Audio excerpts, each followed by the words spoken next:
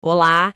Olha, poucas coisas tiram mais o sono do que sentir que as dívidas estão, assim, saindo do controle, sabe? Virando aquela bola de neve. É verdade, uma angústia que infelizmente afeta muita gente. Muita gente mesmo.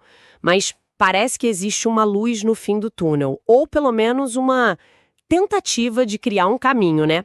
A lei número 14.181 de 2021. Exato, a famosa lei do superendividamento. Isso. Ela veio para mexer bastante, parece, nas regras de proteção ao consumidor aqui no Brasil. Mexeu e muito. Então hoje a nossa missão aqui é investigar a fundo essa lei. Vamos mergulhar assim num guia detalhado, ver as primeiras interpretações dos tribunais para entender, né? O que muda na prática? Quem pode se beneficiar? Como é que funciona essa história de renegociação? Exatamente. Queremos decifrar essa ferramenta que busca, bom, oferecer um respiro, talvez, um caminho para o reequilíbrio financeiro. Um fôlego necessário para muita gente. Então, a base da nossa conversa hoje é esse material que analisa a lei, a jurisprudência, né? Isso. Vamos tentar traduzir o essencial, sabe? Sem aquele juridiquês pesado. Focando no que realmente importa para a vida das pessoas. Com certeza. A ideia central, pelo que eu entendi, gira em torno de proteger o que chamam de mínimo existencial, certo? Exatamente. Esse é o coração da lei, pode-se dizer. Proteger a dignidade da pessoa física, sabe? Do consumidor comum. Aquele que agiu de boa fé, mas... Isso. Agiu de boa fé, mas se viu numa situação onde as dívidas de consumo, bom, ficaram simplesmente impagáveis sem sacrificar o básico para viver. O básico do básico. E esse mínimo existencial é justamente isso. A quantia necessária para despesas essenciais. Moradia, alimentação, saúde, educação, o fundamental. E existe um valor definido para isso? Um número? Sim, um decreto posterior à lei, o decreto 11.150 de 2022, fixou esse valor. E qual foi o valor? R$ 600 mensais. R$ 600. Hum. É um ponto que gerou e ainda gera muita discussão, sabe? Imagina. Por que R$ 600? Exato.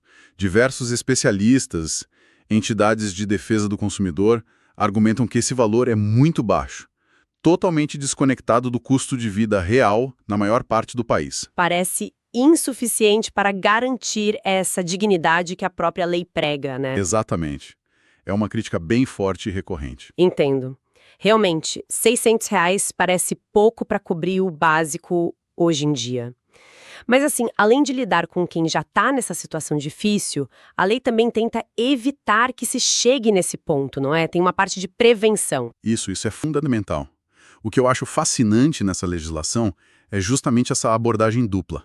Ela não é só um remédio, é também, tipo, uma vacina. Gostei da analogia. Remédio e vacina. Por um lado, temos o tratamento. A criação de um procedimento judicial específico para ajudar quem já está super endividado a organizar as finanças. Ok, a parte do remédio. E por outro lado, e talvez tão importante quanto, temos a prevenção, a vacina. E como funciona essa prevenção na prática? O que muda para quem está oferecendo crédito? A prevenção se baseia em impor deveres mais claros, mais rigorosos a quem concede crédito. Bancos, financeiras, até varejistas. Ah, interessante. A ideia é fomentar o que se chama de crédito responsável. Crédito responsável. O que isso significa exatamente? Significa que, antes de liberar um empréstimo, um financiamento, a instituição precisa avaliar, e avaliar de forma séria, criteriosa, a capacidade de pagamento daquele consumidor. Não basta mais uma análise superficial, sabe? Então, acabou aquela história de crédito pré-aprovado para todo mundo, sem uma análise real do risco. A lei tenta coibir exatamente isso. O fornecedor tem a obrigação de informar. Informar de maneira absolutamente clara, completa, todos os custos envolvidos. Transparência total. E aqui entra um velho conhecido, mas que agora ganha mais força. O custo efetivo total, o CET. Ah, o CET, que nem sempre era tão claro, né? Pois é, agora ele precisa ser informado de forma destacada, para a pessoa saber exatamente quanto vai pagar no final. Juros, taxas, seguros, qualquer outro encargo. A transparência é a palavra-chave. E tem mais alguma coisa nessa parte de prevenção? Sim, a lei proíbe expressamente práticas como o assédio para a contratação de crédito. Sabe aquela pressão? Sei bem. Ou aquela publicidade enganosa que diz crédito fácil, sem consulta ao SPC Serasa ou sem necessidade de avaliação financeira. Isso agora é ilegal. Não pode mais. Uau, isso parece dar bem mais poder e proteção ao consumidor na hora de contratar, né? Muda o jogo. A intenção é essa, reequilibrar a relação. E para quem já caiu na armadilha do superendividamento? Quais são os direitos que essa lei garante para essa pessoa? São vários direitos importantes. Primeiro, como a gente já falou, o direito à informação clara antes da contratação é reforçado. Ok. Agora, se a pessoa já está super endividada e agiu de boa fé, e a gente vai falar mais sobre essa boa fé daqui a pouco, ela ganha um direito novo. Qual? O direito de pedir na justiça um processo específico de repactuação global das suas dívidas de consumo. Repactuação global. Como assim global? Juntar tudo? Exatamente. Significa reunir todos os credores de dívidas de consumo, bom, exceto algumas específicas que a gente já menciona, em uma única negociação. E essa negociação é mediada pelo judiciário. Ah, interessante. Não é cada um por si. Não. O objetivo é criar um plano de pagamento realista que caiba no orçamento do devedor, preservando aquele mínimo existencial e com um prazo que pode se estender por até 5 anos. 5 anos para pagar? Parece razoável. É uma tentativa de dar uma solução integral, sabe? E não fica só apagando incêndios isolados com cada credor. Faz todo sentido. E imagino que a proteção contra cobranças abusivas também seja um ponto relevante aí, né? Porque quem está devendo sofre muita pressão. Com certeza. A lei reforça o que o Código de Defesa do Consumidor já previa, mas dá mais ênfase. Fica proibido qualquer tipo de cobrança vexatória, ameaçadora, constrangedora ou que expõe o consumidor ao ridículo. Isso é muito importante. E, crucialmente, garante que, mesmo durante a negociação e o cumprimento do plano de pagamento aprovado, uma parte da renda da pessoa, o tal mínimo existencial, fique intocável, protegida para as despesas essenciais. Então a pessoa pode pagar o que deve, mas sem deixar de viver, de comer? Exato, a ideia é permitir que a pessoa pague o que deve, mas sem deixar de viver com o mínimo de dignidade. Falamos dos direitos do consumidor e das obrigações na prevenção. Mas olhando para o outro lado, quais são os deveres específicos dos fornecedores de crédito sob essa nova ótica? O que eles têm que fazer? Bom, além da avaliação responsável da capacidade de pagamento e da informação clara sobre o SET que já mencionamos, eles têm o dever de aconselhar o consumidor. Aconselhar? Como assim? Isso inclui alertar sobre os riscos gerais do crédito e, especificamente, sobre o risco do superendividamento. Não é só vender o produto financeiro, entende? É ter uma postura mais educativa, mais transparente. Uma mudança de postura mesmo. E como reforço, aquela proibição que a gente citou, é vedado indicar, direta ou indiretamente, que a concessão do crédito independe de consulta aos órgãos de proteção ao crédito ou de avaliação da situação financeira. Acabar com a isca do crédito fácil a qualquer custo. Exatamente. A lei quer cortar isso pela raiz. Ok, tá ficando bem claro o que a lei busca. Mas como ela se encaixa na legislação que a gente já tinha? Ela é uma lei separada ou ela modificou o Código de Defesa do Consumidor, o CDC? Boa pergunta. Ela se integrou ao Código de Defesa do Consumidor, a Lei 8.078 de 1990. Não é uma lei à parte, não. É uma atualização bem robusta do CDC. Ah, entendi. Ela entrou no CDC. Isso. Foi criado um capítulo totalmente novo dentro do Código, o capítulo 6A, especificamente sobre da prevenção e do tratamento do superendividamento. É lá que estão as regras principais. É nesse capítulo que estão as regras detalhadas sobre o processo judicial de repactuação e também sobre o plano de pagamento compulsório. Plano compulsório, que é isso? É o plano que o juiz pode determinar se não houver acordo entre o devedor e os credores na fase de conciliação. Mas a gente chega lá. Tá. E outras partes do CDC foram afetadas por essa lei? Sim, várias. O artigo 6º, por exemplo, que lista os direitos básicos do consumidor, Que todo estudante de direito decora. esse mesmo. Ele foi ampliado para incluir expressamente o direito à garantia de práticas de crédito responsável, à educação financeira, à prevenção e ao tratamento do superendividamento e à preservação do mínimo existencial na repactuação de dívidas. Nossa, então esses pontos foram elevados à categoria de direitos básicos mesmo. Exatamente. Ganharam um status fundamental dentro do CDC. E teve mais alguma mudança importante? Teve sim. Outra mudança bem significativa foi no artigo 51, que trata das cláusulas contratuais abusivas. Aquelas letras miúdas? Essas. Agora, é considerada nula qualquer cláusula que obrigue o consumidor a renunciar antecipadamente ao seu direito de pedir essa renegociação em caso de superendividamento. Ah, então os bancos não podem mais colocar no contrato uma pegadinha para impedir o consumidor de usar essa lei no futuro? Exatamente. Essa porta foi fechada. Além disso, foram adicionados novos artigos do 54B ao 54G. Bastante coisa. Sim, que detalham minuciosamente as obrigações dos fornecedores na oferta de crédito, como apresentar o CET, proíbem várias práticas consideradas enganosas ou que dificultem a compreensão pelo consumidor. Entendi. A lei realmente fortaleceu e detalhou a proteção dentro da estrutura do próprio CDC. E como funciona na prática esse processo judicial de renegociação? Você falou da conciliação em bloco, né? Isso, conciliação em bloco.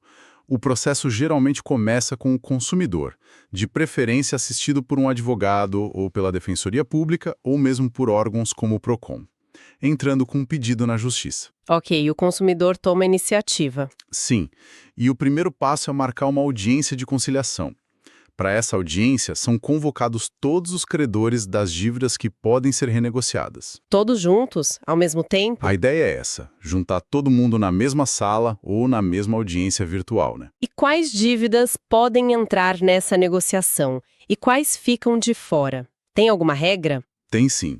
Entram, em regra, as dívidas relacionadas ao consumo.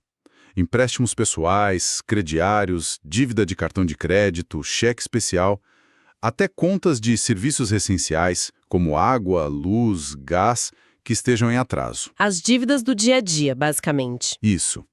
Agora, ficam de fora, explicitamente pela lei, algumas coisas. Dívidas com garantia real. Tipo financiamento de casa, de carro. Exatamente. Essas têm regras próprias de execução da garantia. Também ficam fora dívidas de impostos e taxas com o governo, pensão alimentícia e crédito rural.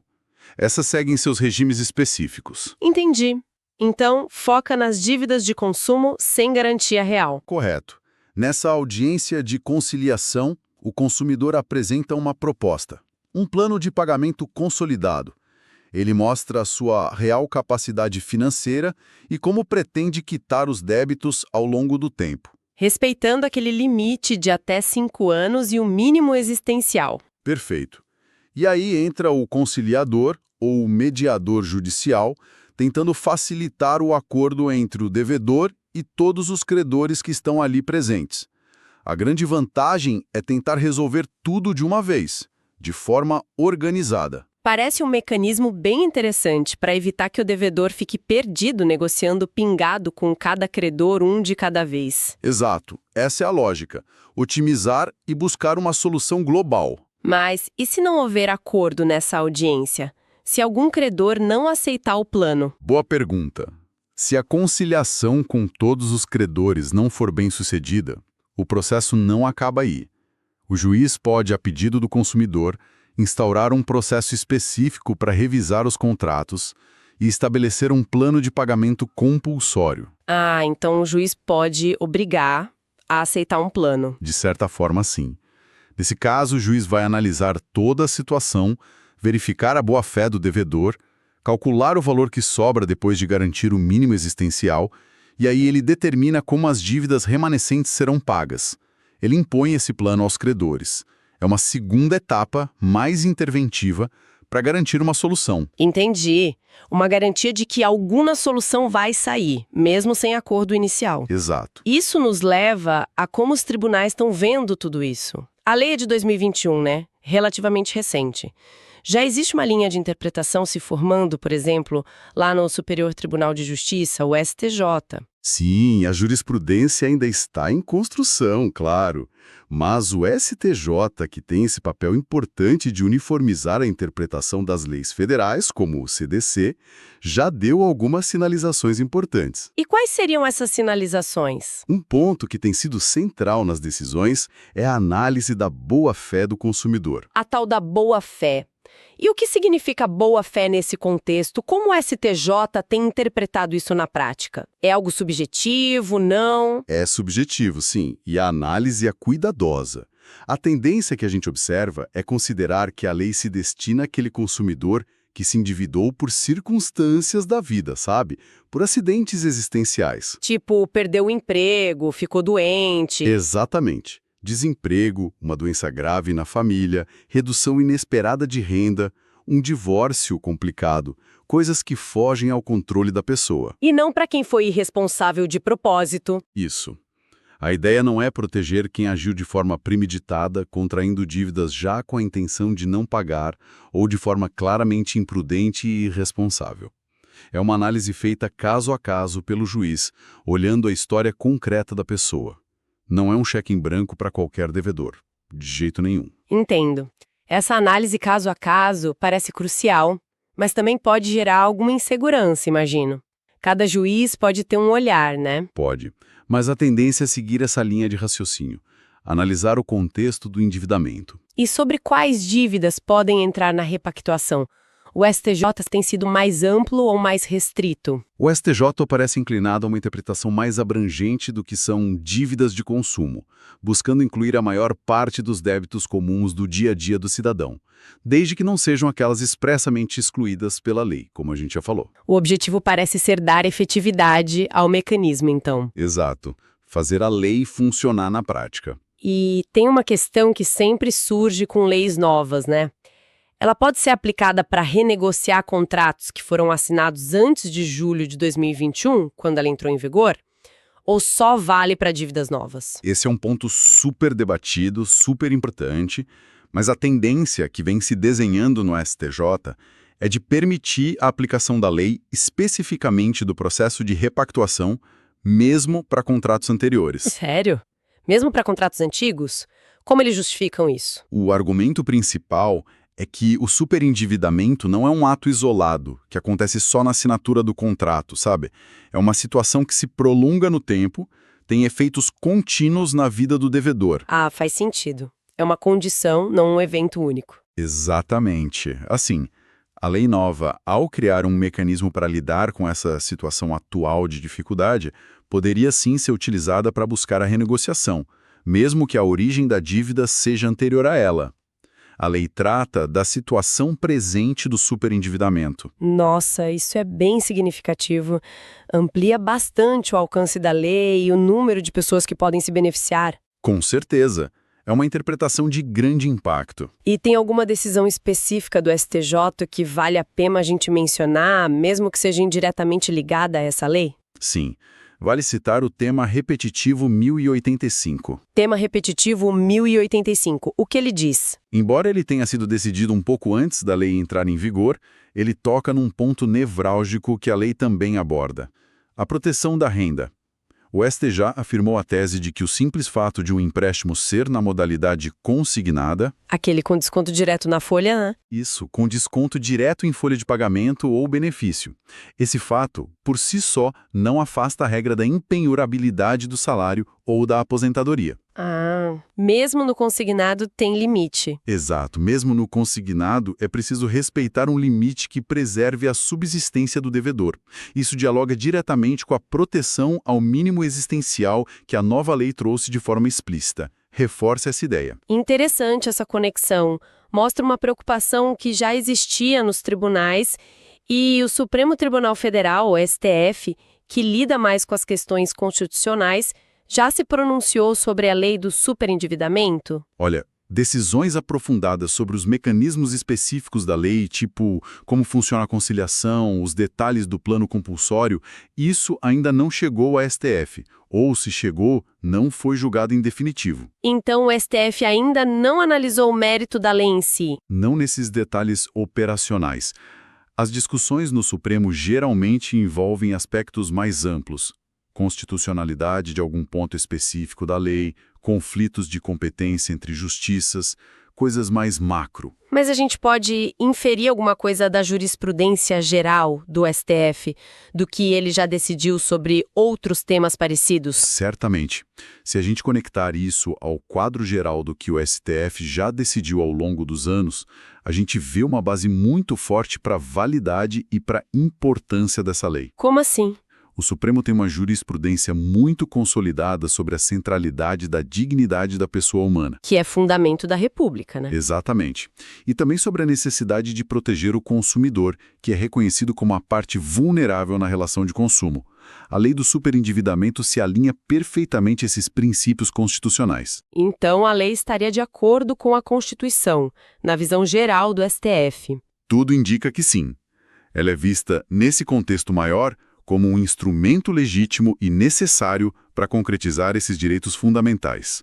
Busca um equilíbrio mais justo nas relações de crédito e oferece uma saída para situações de asfixia financeira que, no fundo, atentam contra a dignidade. Então podemos dizer que, embora a aplicação prática ainda esteja sendo definida nos detalhes pelos tribunais inferiores e pelo STJ, a base constitucional da lei parece sólida. Ela tem respaldo nos princípios maiores. Sim, a percepção geral no meio jurídico é essa, que a lei representa um avanço civilizatório importante. Ela reconhece um problema social grave, o superendividamento, e oferece ferramentas concretas para lidar com ele, tanto na prevenção quanto no tratamento. Um reconhecimento que demorou, mas chegou. Exato. Agora, a sua eficácia, claro, vai depender muito da correta aplicação pelos juízes e tribunais. É preciso garantir que o espírito da lei, Que é proteger o devedor de boa-fé e seu mínimo existencial, sem aniquilar o crédito, claro, que esse espírito seja efetivamente alcançado na prática. certo. Então, tentando amarrar tudo isso que a gente conversou, o que essa análise toda nos mostra? Qual é o grande recado da lei do superendividamento, no fim das contas? Olha, o recado principal para mim é que o sistema jurídico brasileiro agora reconhece formalmente que o superendividamento é um problema sério e que exige uma solução estruturada. Não dá mais para ignorar. Saiu da invisibilidade. Exatamente. A lei oferece um caminho claro para consumidores de boa-fé que se veem afogados em dívidas de consumo. Permite uma renegociação organizada que protege uma renda mínima para viver com dignidade. E, ao mesmo tempo, manda um recado para o mercado, né? Com certeza, envia uma mensagem clara para o mercado de crédito. A concessão de crédito precisa ser mais responsável, mais transparente, mais consciente dos riscos para o consumidor. Não é só empurrar dinheiro. Ou seja, não é só sobre ajudar quem já está endividado, mas também sobre tentar mudar a cultura do crédito no país. É uma via de mão dupla. Responsabilidade para quem toma o crédito, sim, mas também, e com muito mais ênfase agora, para quem oferece. Perfeito, é exatamente isso. Isso tem um potencial de impacto enorme na vida financeira das pessoas, né? Oferece não só um alívio imediato para quem está sufocado, mas talvez possa promover relações de consumo mais equilibradas a longo prazo. Exatamente, é uma tentativa clara de reequilibrar uma balança que muitas vezes pendia de forma excessiva para o lado do credor, deixando o consumidor muito vulnerável a práticas predatórias ou a um ciclo vicioso de dívidas do qual era quase impossível sair. Faz muito sentido. Mas isso tudo nos leva a uma reflexão final, talvez. A lei tem essa intenção nobre, né? De equilibrar o pagamento das dívidas com a dignidade humana do devedor. Mas, na prática, sempre existem desafios para que esse equilíbrio funcione perfeitamente, certo? Não é tão simples assim. Sem dúvida alguma. Isso levanta uma questão importante para a gente pensar. Com aquele valor do mínimo existencial fixado por decreto em R$ 600, um montante que, vamos combinar, é considerado baixo por muitos para as necessidades básicas no Brasil atual. Muito baixo. E com a complexidade de analisar a tal da boa-fé caso a caso, que a gente discutiu, além daquela discussão sobre aplicar ou não a repactuação a contratos antigos. Fica a pergunta no ar, né? Qual pergunta? Até que ponto esse equilíbrio tão bonito que a lei pretende consegue ser efetivamente alcançado na prática para todas as pessoas em situação de superendividamento? Será que chega para todo mundo que precisa? Uma dúvida pertinente. Será que a implementação atual, com essas regras e valores, é suficiente para garantir a reabilitação financeira com dignidade para a maioria, especialmente para os mais vulneráveis? Ou será que a gente vai precisar de ajustes futuros? Ajustes na regulamentação, talvez, rever o valor do mínimo existencial. Pode ser. Ou ajustes na própria interpretação dos tribunais. Quem sabe? Tudo para assegurar que a promessa de um recomeço financeiro digno que a lei traz se torne uma realidade mais abrangente e mais efetiva para quem realmente precisa. É um processo em andamento, então. Exatamente. É um processo vivo, que a gente precisa continuar acompanhando de perto e debatendo. A lei é um passo importante, mas a caminhada para sua plena efetividade ainda continua.